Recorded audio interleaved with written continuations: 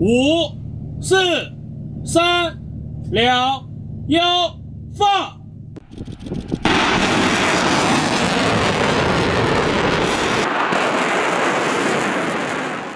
4 August 2022 তাইওয়ানের আকাশে বাতাসে হঠাৎ বেজে উঠল রেড অ্যালার্ট।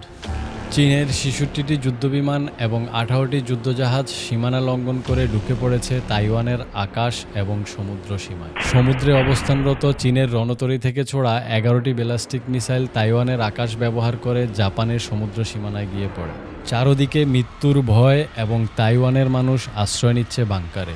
এই সব কিছু শুরু হয় একজনকে ঘিরে, যার নাম ন্যান্সি পেলোসি, যিনি আমেরিকান সরকারের তৃতীয় সর্বোচ্চ ক্ষমতাধর ব্যক্তি। ন্যান্সি পেলোসি 2 আগস্ট তাইওয়ান সফরে আসেন।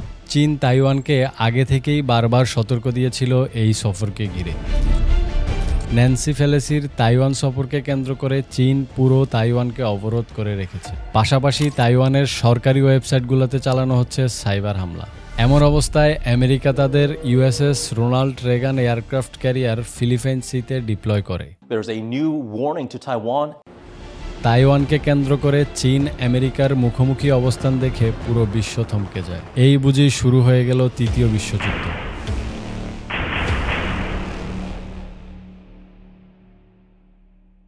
কিন্তু কেন চীন তাইওয়ানকে বারবার আক্রমণ করছে, আর কেনই বা আমেরিকা চীনের বিরুদ্ধে তাইওয়ানকে ডিফেন্ড করছে, জানার জন্য চলুন শুরু করা যাক।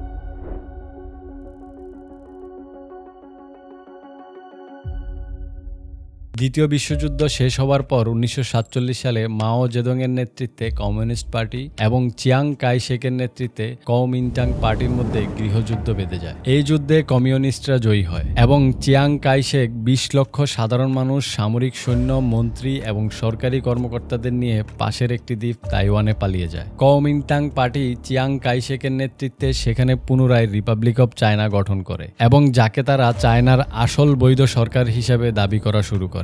এই ক্ষেত্রে রিপাবলিক অব চায়না মানে তাইওয়ান আমেরিকার পুরোপুরি সমর্থন পায়, যার কারণে 1954 সালে 2 ডিসেম্বর তাইওয়ান আমেরিকার সাথে মিউচুয়াল ডিফেন্স ট্রিটি করে।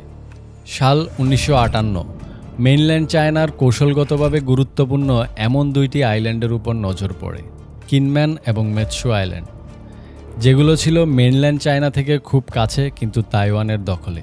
23 আগস্ট 1958 চাইনিজ কমিউনিস্ট বাহিনী আর্টিলারি বোমাবর্ষণ শুরু করে কিনম্যান আইল্যান্ডের উপর। এই আক্রমণের উদ্দেশ্য শুধু আইল্যান্ড দখল করা ছিল না, বেইজিং দেখতে চেয়েছিল আসলেই কি আমেরিকা তাইওয়ানের এই ছোট্ট আইল্যান্ডের জন্য এত বড় রিস্ক নিবে কিনা। কিন্তু আমেরিকা এই আক্রমণকে খুব সিরিয়াসলি নিয়ে নেয়। তৎকালীন আমেরিকার প্রেসিডেন্ট আইজেনহাওয়ার ইউএস নেভির 7th ফ্লিটকে অর্ডার করে তাইওয়ান স্ট্রেইটে যাওয়ার জন্য এবং প্রয়োজনীয় সব ধরনের সাপ্লাই তাইওয়ানকে দেওয়ার জন্য। এবং 1.5 মাস ব্যাপী চলা ইন্টেন্স এই যুদ্ধে উভয় পক্ষের মধ্যে 1 লক্ষ আর্টিলারি বোমাবর্ষণ বিনিময় হয়। যুদ্ধের এক পর্যায়ে আমেরিকান মিলিটারি লিডাররা পারমাণবিক অস্ত্র ব্যবহারের কথা চিন্তা করেছিল, কিন্তু অবশেষে পরিস্থিতি পর্যালোচনা করে 6 অক্টোবর চীন সিজফায়ার ঘোষণা করে। বর্তমানে তাইওয়ান নিজেদেরকে স্বাধীন রাষ্ট্র হিসাবে দাবি করে এবং চীন তাইওয়ানকে দাবি করে তার অবাধ্য প্রদেশ হিসাবে।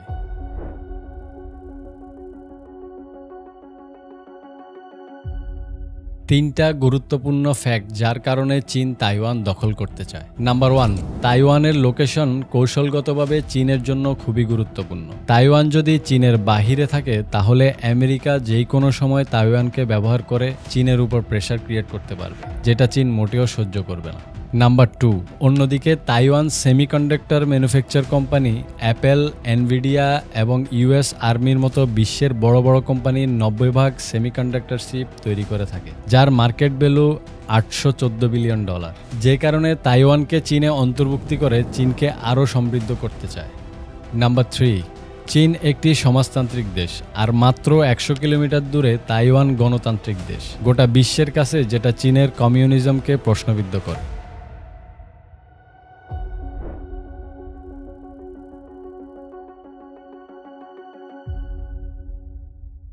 To be clear, sir, U.S. forces, U.S. men and women would defend Taiwan in the event of a Chinese invasion. Yes. America ওয়ার্ল্ডের সবচেয়ে ক্ষমতাধর দেশ। 1970 সাল পর্যন্ত রিপাবলিক অব চায়না মানে তাইওয়ানকে চীনের বৈধ সরকার হিসেবে স্বীকৃতি দিলেও 1971 সালে আমেরিকা মেইনল্যান্ড চায়নাকে স্বীকৃতি দেয়। কিন্তু তারপরেও বেশ কিছু অন্তর্নিহিত স্বার্থের কারণে আমেরিকা তাইওয়ানকে ডিফেন্ড করে যাচ্ছে। আমেরিকার টেক ইন্ডাস্ট্রি এবং মিলিটারি টেকনোলজি নির্ভর করে তাইওয়ানের চিপের উপরে। চীন যদি তাইওয়ান আক্রমণ করে তাহলে আমেরিকার টেক ইন্ডাস্ট্রি এবং মিলিটারি টেকনোলজি ধসে পড়বে। অন্যদিকে চীন তাইওয়ান নিয়ে নিলে জাপান, দক্ষিণ কোরিয়া এবং ফিলিপাইনে আমেরিকার ঘাঁটিগুলো হুমকির মুখে পড়বে। তাইওয়ান গণতান্ত্রিক দেশ হিসেবে যদি সমাজতান্ত্রিক দেশের কাছে হেরে যায় তাহলে গোটা বিশ্ব গণতান্ত্রিক নেতৃত্বের প্রতি আস্থা হারিয়ে ফেলবে। ধারণা করা হচ্ছে 2027 সালে চীন তাইওয়ান আক্রমণ করবে, যদি তাইওয়ান স্ব-ইচ্ছায় চীনের সাথে যুক্ত না হয়। যদি চীন তাইওয়ান আক্রমণ করে তাহলে সেটা শুধু চীন তাইওয়ান যুদ্ধ হবে না, সেটা হবে বিশ্বের দুই সুপার পাওয়ার আমেরিকা এবং চীনের প্রযুক্তি এবং অর্থনীতির লড়াই। তাইওয়ান শুধু একটি দেশ না, এটা গণতন্ত্র বনাম কর্তৃত্ববাদের যুদ্ধক্ষেত্র। তাইওয়ান যুদ্ধের কেন্দ্রবিন্দু হলেও মূল সংঘর্ষটা প্রযুক্তি, আদর্শ আর ক্ষমতা। চীন চায় নিয়ন্ত্রণ, আমেরিকা চায় প্রতিরোধ এবং তাইওয়ান চায় স্বাধীনতা। আপনার চোখে এই সংঘর্ষের ভবিষ্যৎ কী হতে পারে কমেন্ট করে জানান।